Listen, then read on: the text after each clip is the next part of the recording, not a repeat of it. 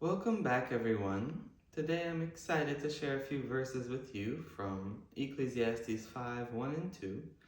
They say, "Keep thy foot when thou goest to the house of God, and be more ready to hear than to give the sacrifice of fools, for they consider not that they do evil.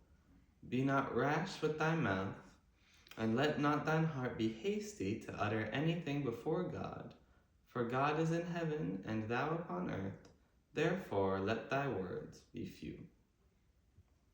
This verse is speaking to ancient Israel about the practice of sacrifices, where the Israelites would bring offerings of meat or grain to the Lord for their sins, to ask for forgiveness, or to give thanks to God.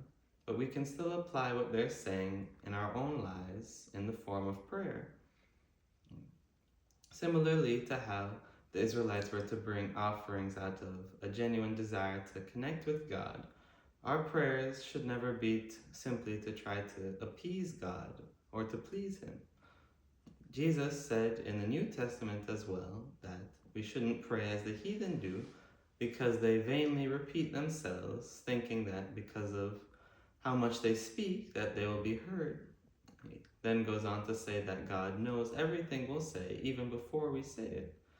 So the purpose of prayer isn't to appease God again, but it's to get to know Him and to relate to Him. It's really for our own benefit, because God already knows what we're going to say.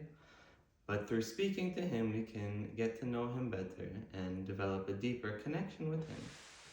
But we aren't to be rude or irreverent when we're praying.